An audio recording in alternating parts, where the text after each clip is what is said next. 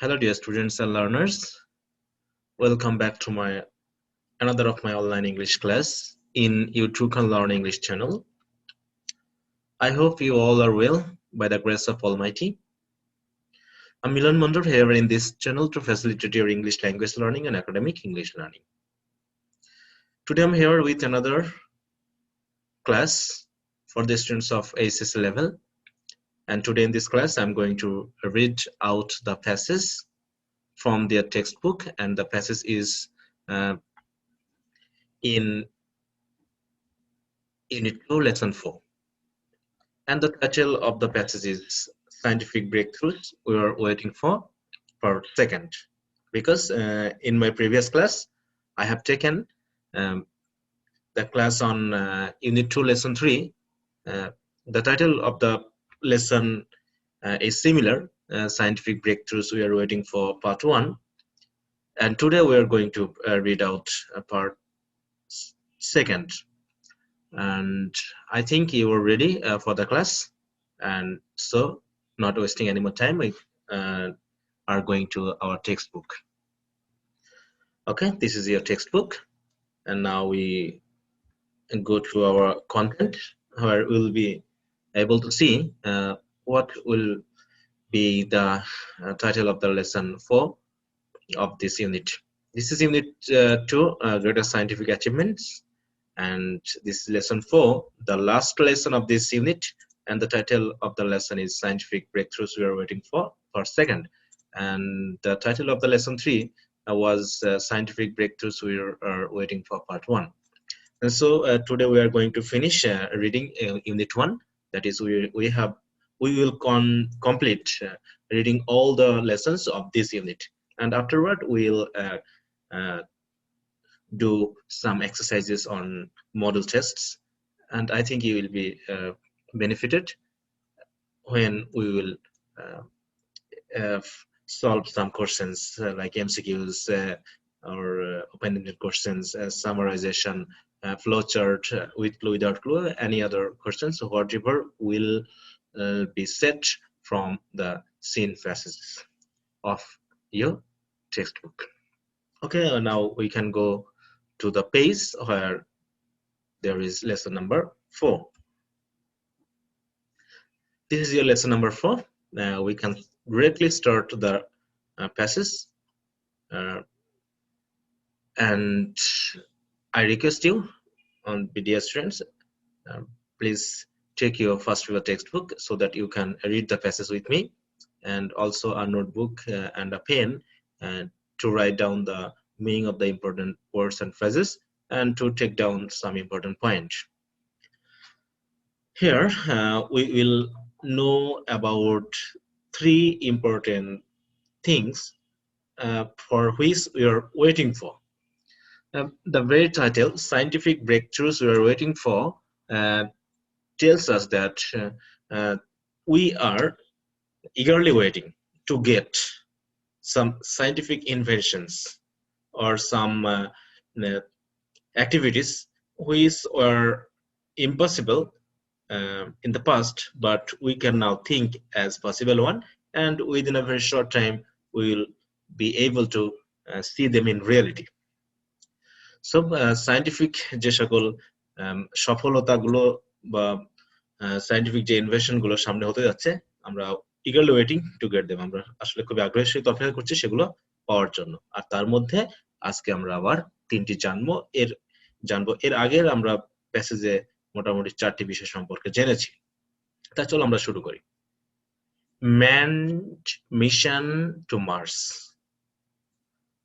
অর্থাৎ মার্সে মনুষ্য অভিযান, অর্থাৎ হয়তো মঙ্গল গ্রহে আগে কোনো হয়তো রকেট পাঠানো হয়েছে, অন্যান্য কোনো যান পাঠানো হয়েছে, হয়তো সেখানে ইতিপূর্বে কোনো মানুষ পাঠানো হয়নি, কিন্তু এখন মানুষ ভাবছে যে কিভাবে শূন্যের যে একটা গ্রহ, সেই মঙ্গল গ্রহে আমরা মানুষ পাঠাতে পারি। তাহলে এটা মানুষের মাথায় অলরেডি চলে এসেছে।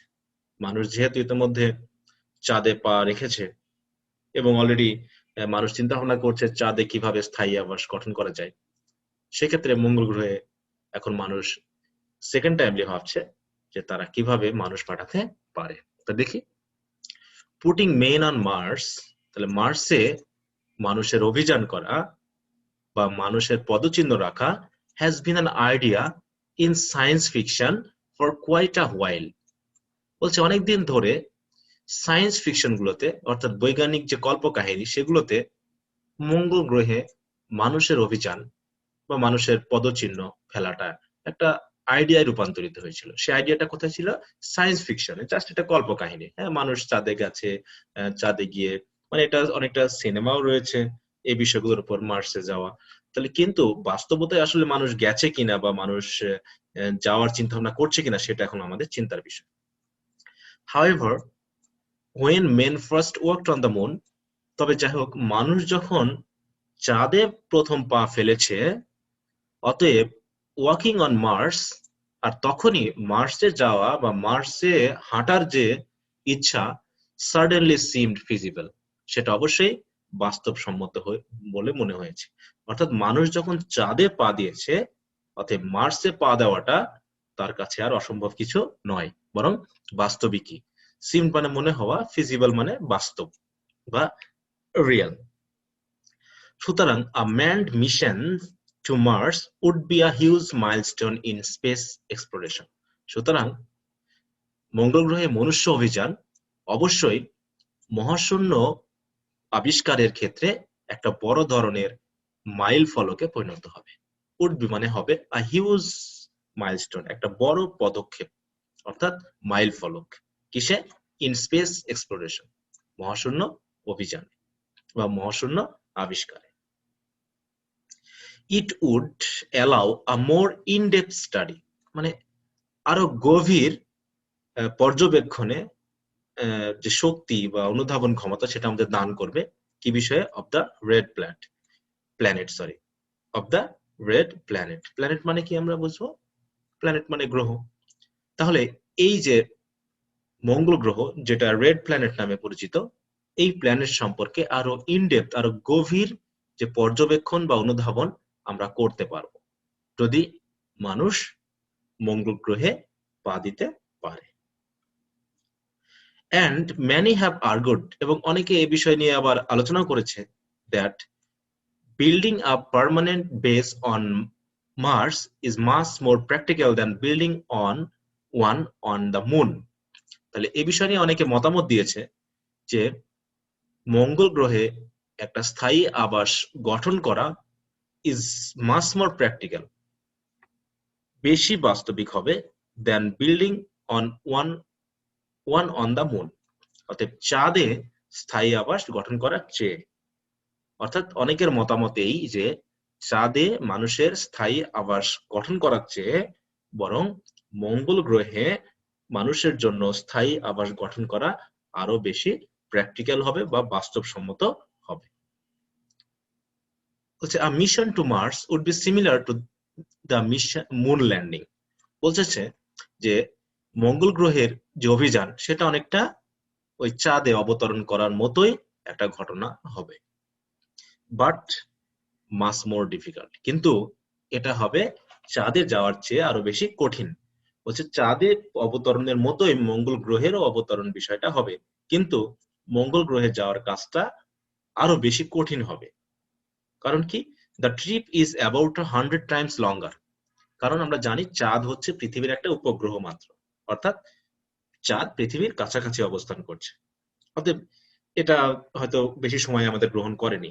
কিন্তু মঙ্গল যে সেটা হচ্ছে একটা গ্রহ যা পৃথিবী থেকে চাঁদের যা দূরত্ব, তার চেয়ে বলা হচ্ছে 100 টাইমস, আরো শত শত দীর্ঘ সময় আমাদের নিতে পারে এই ট্রিপটা। অর্থাৎ মঙ্গল গ্রহে যাওয়ার জন্য যে ভ্রমণ, সেই ভ্রমণটা হয়তো বা যাত্রাটা হয়তো চাঁদে যাওয়ার জন্য যে সময় নিয়েছিল তার চেয়ে আরো বেশি, শত শত গুণ বেশি সময় নিতে পারে। and there are new problems such as Martian weather, অর্থাৎ মঙ্গল গ্রহে যে আবহাওয়া, সেটা হয়তো পৃথিবীর আবহাওয়ার চেয়ে ভিন্ন, অর্থাৎ এই জাতীয় অনেক নতুন নতুন সমস্যা আমাদের আসতে পারে, হুইচ মাস্ট বি কনসিডার, যেটা আমাদের অবশ্যই বিবেচনা করতে হবে। যে চাঁদে গেছি বলেই যে আমরা মঙ্গল গ্রহে যেতে পারবো সেটা নাও হতে পারে, কারণ মঙ্গল গ্রহের আবহাওয়া হয়তো চাঁদের আবহাওয়ার চেয়ে ভিন্ন, এবং এ জাতীয় অনেক নতুন নতুন অন্যান্য ভিন্ন ভিন্ন সমস্যা হয়তো উঠে আসতে পারে, যা বিবেচনায় নিয়েই আমাদের মঙ্গল গ্রহে পা দেওয়ার কথাটা ভাবতে হবে। NASA currently has plans to have a man on Mars sometime in the 2030s. বলা হচ্ছে নাসা অলরেডি পরিকল্পনা নিয়েছে, কারেন্টলি মানে বর্তমানে নিয়েছে, যে 2030 দশকের কোনো এক সময়ে, সামটাইম মানে কোনো এক সময়ে তারা মঙ্গল গ্রহে মানুষ পাঠাবে। অন্যদিকে while the ESA plans to do so, মানে একই কাজ করার প্ল্যান করেছে, also around the same time, এই একই সময়ের মধ্যে। তাহলে নাসাও যেতে যাচ্ছে 2030 এর দশকের মধ্যে, আবার ইএসএও সেও চাচ্ছে যে একই সময়ের মধ্যে তারাও মানুষ এই মঙ্গল গ্রহে পাঠাবে। অন্যদিকে Russia has plans to launch a manned Mars mission by 2020, আর রাশিয়া চাচ্ছে 2020 সালের আগেই একটা মনুষ্য অভিযান তারা পরিচালনা করবে, কোথায়? মঙ্গল গ্রহে। তাহলে দেখো মানুষ কতভাবে চাচ্ছে যে অজানাকে জানতে এবং অচেনা জায়গাতে নিজের পদচিহ্ন দিতে। মানুষ কিন্তু চাঁদে গিয়ে আজ আর স্যাটিসফাইড নেই, কারণ আগে মানুষ চাঁদে যাওয়ার পরিকল্পনা করতো, কারণ পৃথিবী থেকে আমরা চাঁদ দেখতে পাই। বাট চাঁদে যাওয়ার আগ্রহ শেষ, চাঁদে যাওয়াটা এখন মানুষের কাছে অনেকটা একটা সহজ কাজে পরিণত হয়ে গেছে। অতএব এখন চাচ্ছে তার চেয়ে আরো বেশি বেশি কঠিন কাজ, যেটা মঙ্গল গ্রহে যাওয়া, সেই কাজটিকে সফল করতে। এবং যদি সম্ভব হয়, চাঁদে যেমন আজকে মানুষ স্থায়ী আবাসের কথা ভাবছে, একসময় হয়তো মঙ্গল গ্রহেও মানুষ তাদের স্থায়ী আবাসের কথা ভাববে। তাহলে এটি গেল প্রথম বিষয় এই প্যাসেজের। এখানে আমরা বেশ কিছু ওয়ার্ডের কথা বলেছি। পার্মানেন্ট মানে চিরস্থায়ী, এক্সপ্লোরেশন মানে আবিষ্কার, স্পেস মানে মহাশূন্য, ম্যান মানে মনুষ্য বা মানুষের সাথে সম্পর্কিত, ফিজিবল মানে বাস্তব। এরকম ভাবে বেশ কিছু নতুন নতুন ওয়ার্ডের বাংলা বা মিনিং আমি বলেছি, তোমরা অবশ্যই সেগুলো লিখে নিবে। পরবর্তীতে আমি অবশ্য প্রতিটা প্যাসেজের যে গুরুত্বপূর্ণ ওয়ার্ড গুলো থাকবে তার ফরমেশন অফ ওয়ার্ড গুলো নিয়ে আলাদা আলাদা একটা করে ভিডিও আমি তোমাদেরকে দিব। এরপর চলে যাই দ্বিতীয় বিষয়টা নিয়ে, যেখানে বলা হচ্ছে ন্যানো মেডিসিন। ন্যানো মেডিসিন কি জিনিস দেখি আমরা কি বলছি, যে ন্যানো টেকনোলজি। ন্যানো টেকনোলজি মানে কি? ক্ষুদ্র সূক্ষ্ম যে সকল প্রযুক্তিগুলো রয়েছে। আমরা জানি ন্যানো সেকেন্ড, কম্পিউটার যে সময়ের মধ্যে কোনো কাজ সম্পাদন করে। ন্যানো মানে ক্ষুদ্র থেকে ক্ষুদ্রতর, আরো সূক্ষ্ম। তো সেই ধরনের technology has the potential to revolutionise several fields. অর্থাৎ ন্যানো টেকনোলজির রয়েছে বিভিন্ন ক্ষেত্রে বিপ্লব ঘটানোর মতো সম্ভাবনা। পটেনশিয়াল মানে কি? সম্ভাবনা। তাহলে বিভিন্ন ক্ষেত্রে বিপ্লব ঘটানোর মতো সম্ভাবনা রয়েছে কার? ন্যানো টেকনোলজির। বাট ইটস গ্রেটেস্ট কন্ট্রিবিউশন, কিন্তু এর সবচেয়ে বড় অবদান, may very well be in medicine. তাহলে বিভিন্ন ক্ষেত্রে ন্যানো টেকনোলজির বিপ্লব ঘটানোর সম্ভাবনা থাকলেও এর সবচেয়ে বড় বিপ্লব সংগঠনের সম্ভাবনা রয়েছে কোথায়? ঔষধ ব্যবস্থার ক্ষেত্রে বা চিকিৎসা ক্ষেত্রে। এই যে গ্রেটেস্ট কন্ট্রিবিউশন মানে সবচেয়ে বড় অবদান, মে বি ভেরি ওয়েল মানে সবচেয়ে ভালো মতো অবদান হবে কিসে? In medicine. কারণ মানুষ সুস্থ থাকতে চায়। মানুষ সবকিছুর আগে কি চায়? নিজের মনের এবং শরীরের সুস্থতা, তারপর বাকি কিছু। এই যে চাঁদে যাওয়া, এগুলো মানুষ যদি সুস্থ অবস্থায় থাকে তাহলে কিন্তু এই বিষয়গুলো চিন্তা করতে পারে। The applications of nanotechnology in medicine, applications মানে হচ্ছে প্রয়োগ। তাহলে ন্যানো টেকনোলজির প্রয়োগ কিসে? In medicine. তাহলে ঔষধে ন্যানো টেকনোলজির প্রয়োগ আর লিটারালি এন্ডলেস। লিটারালি মানে কি? সত্যিকার অর্থে। এন্ডলেস মানে অসীম। মানে মেডিসিনের ক্ষেত্রে ন্যানো টেকনোলজির ব্যবহার আসলে অসীম, মানে সীমাহীন। এটা বিভিন্ন প্রয়োগ ক্ষেত্র হতে পারে এই মেডিসিনের ক্ষেত্রে। Molecules could be build. Molecules মানে অণু, ক্ষুদ্র ক্ষুদ্র অণু হয়তো নির্মাণ করা যেতে পারে, টু স্টিক টু লেগে থাকার জন্য, অ্যান্ড ডেস্ট্রয় এবং ধ্বংস করার জন্য ক্যান্সার সেলস। অর্থাৎ ন্যানো টেকনোলজি ব্যবহার করে মলিকিউলস বা অণু তৈরি করে সেগুলো কোষের সাথে এমন ভাবে লাগিয়ে দেওয়া যেতে পারে যেগুলো কি করতে পারে, ক্যান্সার সেলগুলোকে ধ্বংস করতে পারে। অ্যান্ড অনলি ক্যান্সার সেলস, তারা অন্য কোনো সেলস ধ্বংস করবে না। শুধু কি সেল ধ্বংস করবে? Cancer cells. অর্থাৎ ক্যান্সারের সাথে সম্পর্কিত বা ক্যান্সার হয়েছে যে সেলগুলোতে, সেই সেলগুলোতে এই মলিকিউলস হয়তো ধ্বংস করে দিতে পারে কোন রকম পার্শ্ব প্রতিক্রিয়া না করে। অর্থাৎ কোন রকম পার্শ্ব প্রতিক্রিয়া থাকবে না বা অন্য কোনো সুস্থ সেলগুলো হয়তো ধ্বংস হবে না। শুধু ধ্বংস হবে কোনগুলো? যে সেলগুলোর ক্যান্সার হয়েছে। এছাড়া বলা হচ্ছে অ্যাডভান্সড ড্রাগ ডেলিভারি টেকনিকস, মানে আরো উন্নত ড্রাগ বা ঔষধ সরবরাহ যে প্রক্রিয়া পদ্ধতি। এই ড্রাগ ডেলিভারি টেকনিক বলতে আমরা ঠিক ওই যে ট্রাকে করে বা বাসে করে বা বিভিন্ন প্রক্রিয়ায় যে এক জেলা থেকে আরেক জেলা, এক স্থান থেকে অন্য স্থানে যে ড্রাগ বা ঔষধ ডেলিভারি করে, সেটার কথা এখানে বলা হচ্ছে না। বলা হচ্ছে আমাদের শরীরের মধ্যে। আমাদের শরীরে আমরা ধর ওষুধ একটা পান করি, আমার ব্যথা হয়েছে হাতে, কিন্তু আমি ওষুধটা খাচ্ছি আমি মুখ দিয়ে, হয়তো পরবর্তীতে আমার হাতের ব্যথা সেরে গেছে। কিন্তু এখানে বলা হচ্ছে যে আমরা এমন একটা উন্নত ড্রাগ ডেলিভারি টেকনিক তৈরি করতে পারবো, কুড বি ইউজড, এবং সেটাকে ব্যবহার করতে পারবো to deliver drugs two specific parts of the body. অর্থাৎ শরীরের একটা বিশেষ অংশে, মানে যে অংশে ড্রাগটার আসলে প্রয়োজন, সেই অংশে আমরা হয়তোবা ডেলিভারি করতে পারবো এন্ড এলিমিনেট সাইড ইফেক্টস। এবং এতে শরীরের যে পার্শ্ব প্রতিক্রিয়া পড়ে ওষুধের, সেটা হয়তো আর থাকবে না। এলিমিনেট মানে দূর করা। তাহলে শরীরে পার্শ্ব প্রতিক্রিয়া দূর করে যে অংশে ওষুধ দেওয়ার প্রয়োজন, ড্রাগ দেওয়ার প্রয়োজন, সেই স্পেসিফিক পার্টে কিন্তু একটা উন্নত ড্রাগ ডেলিভারি টেকনিকের মাধ্যমে কিন্তু ড্রাগ ডেলিভারি করা সম্ভব। এছাড়া বলা হচ্ছে কি মাইক্রোস্কোপিক রোবটস, মানে ক্ষুদ্র ক্ষুদ্র রোবট কুড বি ইউজ, ব্যবহার করা যেতে পারে to perform ultra delicate surgeries. অর্থাৎ অতি সূক্ষ্ম যে সার্জারি গুলো আছে সেগুলো পারফর্ম করার জন্য হয়তোবা ক্ষুদ্র ক্ষুদ্র রোবট ব্যবহার করা যেতে পারে।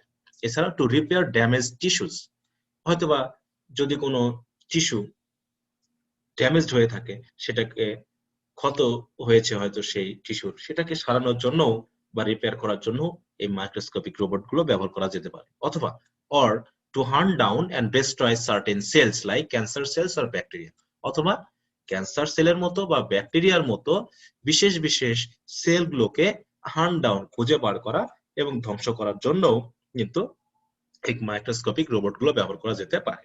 অথবা এখানে আমরা দেখছি যে কোন কোন কাজে আসলে মাইক্রোস্কোপিক বা ক্ষুদ্র ক্ষুদ্র যে রোবট সেগুলোকে ব্যবহার করা যেতে পারে। কি কি ভাবে পেলাম?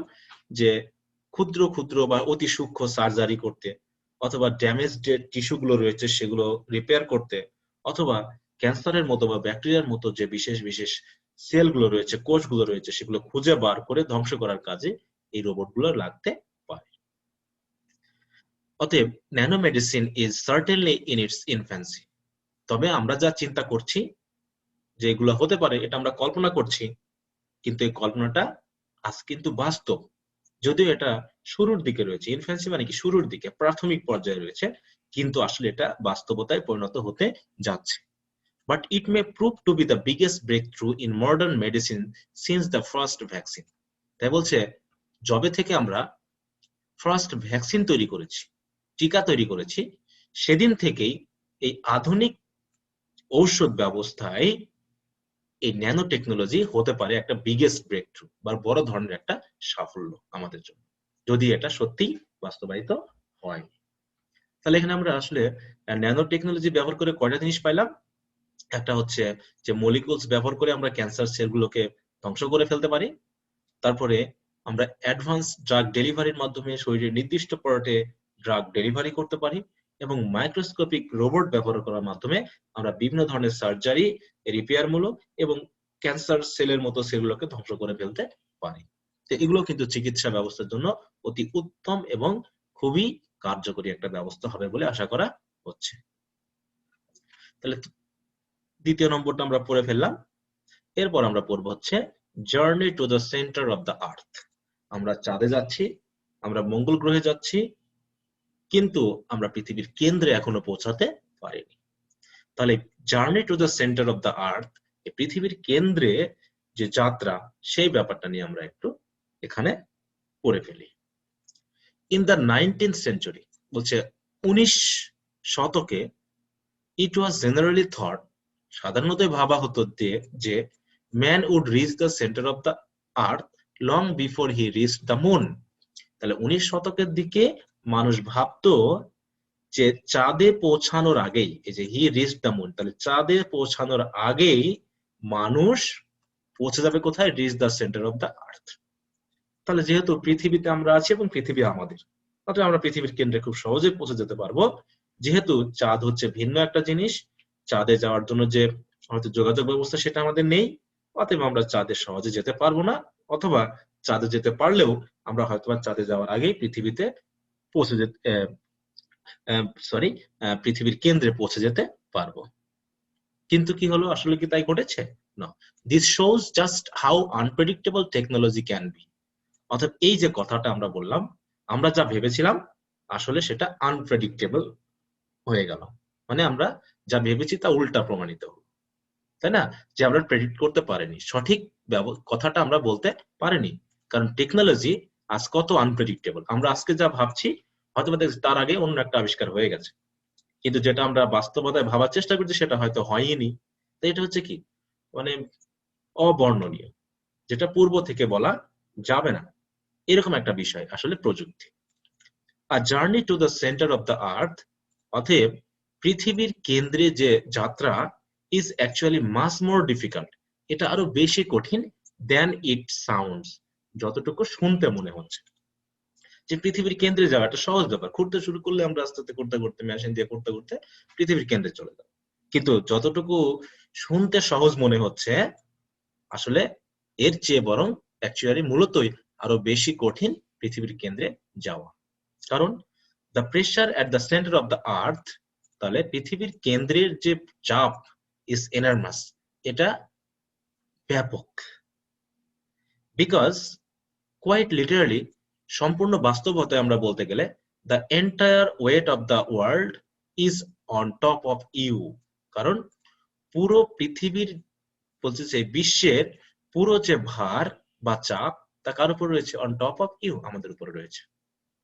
দেয়ার ইজ নো নন সাবস্টেন্স, বলছে আমাদের জানা এমন কোনো উপাদান নেই, নট ইভেন কার্বন ন্যানোটিউবস, তাহলে কার্বন ন্যানোটিউবের মতো এমন কোন উপাদান আমাদের জানা নেই that can maintain its shapes at such a great pressure, যে আমাদের উপর একটা প্রেসার রয়েছে কিন্তু আমরা কিন্তু ওটাকে মনে করছি না। কিন্তু আর কোন উপাদান জানা নেই যার উপরে এই প্রেসার পড়লে সে তার শেপটাকে মেইনটেইন করতে পারবে, মানে শেপ ঠিক রাখতে পারবে না এই যে প্রেসার পৃথিবীর কেন্দ্রে রয়েছে, সেই কেন্দ্রের প্রেসার যদি তার উপরে আসে।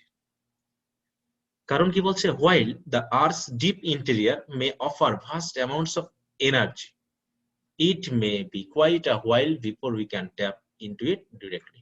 তবে বলা হচ্ছে কি, যে আমরা হয়তো বা পৃথিবীর কেন্দ্রে যেতে পারছি না কারণ এর প্রেসারটা আমাদের বড় ক্ষতি করে ফেলতে পারে, কিন্তু পৃথিবীর যে ডিপ ইন্টেরিয়র রয়েছে, কেন্দ্রভাগ রয়েছে, এই যে the earths deep interior May offer, আমাদেরকে দিতে পারে ভাস্ট অ্যামাউন্টস অফ এনার্জি, ব্যাপক পরিমাণ শক্তি আমাদেরকে দান করতে পারে, যে শক্তি ব্যবহার করে হয়তো আমরা আমাদের যে কাজগুলো করছি তা আরো স্বাচ্ছন্দ্যে আরো সহজভাবে করতে পারবো। তবে it may be quite a while, তবে এর জন্য অনেক সময় আমাদের একটা পার করতে হবে, before we can tap it into it directly, মানে এই যে এনার্জি, এই এনার্জি গুলোকে উই ক্যান ট্যাপ, মানে আমরা সংগ্রহ করবো, পেতে বা গ্রহণ করতে বা নাগাল পেতে হলে, যে সরাসরি নাগাল পেতে হলে আমাদেরকে এখনো অনেক দূর যেতে হবে। It may be quite a while, অনেক সময় এখনো পার করতে হতে পারে, যে আমরা সরাসরি কেন্দ্রে যেতে পারবো এবং কেন্দ্রে গিয়ে এর যে শক্তি রয়েছে সেটা আমরা ব্যবহার করতে পারবো। তবে এই কাজটা করতে গেলে এখনো আমাদের অনেক প্রযুক্তি ডেভেলপ করতে হবে এবং অনেক দিন আমাদেরকে এখনো পাড়ি দিতে হবে। So dear students, these are the 3 items, points discussed here in this lesson, and I think you have been able to understand the 3 different points. discussed here. Among you have took down the important words and phrases. এবং আমি বারবার বলছি এই যে unit 3 আমরা পড়লাম, unit 4 unit 2 এখানে যে 4টি লেসন রয়েছে, এই 4টি লেসনে যে গুরুত্বপূর্ণ বিষয়গুলো নিয়ে আলোচনা করা হয়েছে সায়েন্স সম্পর্কে, এগুলো কিন্তু বিশেষত উইথ ক্লু উইদাউট ক্লু হিসাবে আসার সম্ভাবনা অনেক বেশি, কারণ ছোট ছোট বেশ তথ্য রয়েছে। এছাড়াও হয়তো বা সামারাইজেশনের জন্য বা হচ্ছে ফ্লো চার্টের জন্য আমরা এগুলোকে পেতে পারি। তাই তোমরা অবশ্যই প্যাসেজ গুলোকে মনোযোগের সহিত বারবার পড়বে, যাতে এর ওয়ার্ড গুলো তোমাদের একদম মুখস্থ হয়ে যায়, এবং যে কোনো ধরনের কোশ্চেন আসলেই যাতে তোমরা সেগুলোর আনসার করতে পারো। Specially you should think over learning the language. Question নিয়ে ভাবলে শুধু হবে না, সেটা তো আমরা অবশ্যই ভালো করব, কিন্তু আমাদের our main target must be to learn the language, and especially to gain more and more power on vocabularies of English, so that we can do our practical activities in our practical life by using English language. Because you know, and you can certainly know, the importance of English in this very modern era, that everything in internet and whatever you are thinking are in English. So please try to learn English through using this textbook, so that you can get both the benefits of learning the language and getting a good marks in this subject. So okay, no more today, but before completing the class, I have a humble request to you, as usual, that if you like and think that this video is useful to you, please put a like on this and share this video class with your friends, so that they can also get the same benefit which you are getting from this video class. And if you have any problem in understanding any part of the passage, please put your comment on the comment box, writing your problem, so that I can give you the best solution after understanding your problem.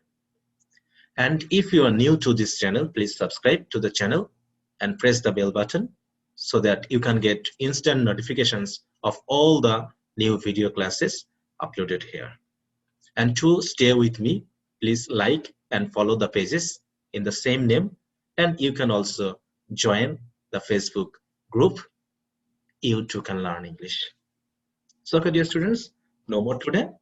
Thanks for being with me throughout the whole class. Best of luck, and stay at home and stay safe in this critical moment of COVID-19. I wish to meet you in the next class. Till then, peace be upon all of you. Bye.